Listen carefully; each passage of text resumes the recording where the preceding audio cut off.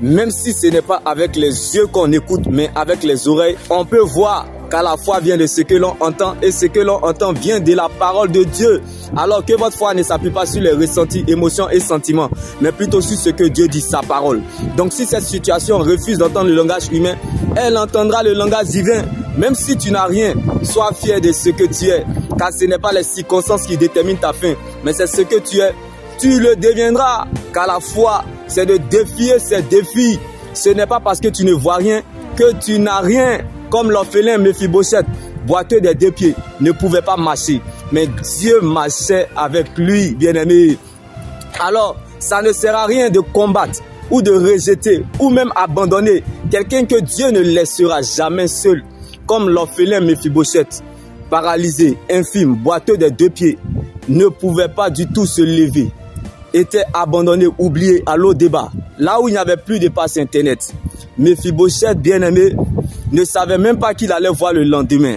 Lui qui n'était pas cité parmi les grands, il s'est retrouvé parmi les grands à la table des rois. Il ne sait comment, à cause de l'atmosphère de l'alliance. Alors je prie que là où tu es, soit le point de départ que Dieu utilise pour commencer une grande histoire dans le monde. Car le Dieu que nous servons n'est pas seulement le Dieu de toutes les circonstances du parcours et du résultat, mais aussi le Dieu du faible commencement. Comme Méphibosheth était faible, mais sa faiblesse était Christ. Est-ce que tu connais le Dieu que tu sais? Quel est le poids de ton Jésus? Car la souveraineté de Dieu est une réalité à ceux qu'il a connus d'avance. Il les a aussi prédestinés. Et à ceux qu'il a prédestinés, il les a aussi appelés. Et à ceux qu'il a appelés, il les a aussi justifiés. Et à ceux qu'il a justifiés, il les a aussi accordé sa gloire. Donc ne cherche pas à savoir comment Dieu va faire, mais cherche plutôt à savoir que Dieu va le faire. Car lorsque Dieu t'attend la tête, il compte sur lui-même pour t'accompagner. Comme l'orphelin Méphibosheth, boiteux des 2 pieds, s'est retrouvé à la table des rois.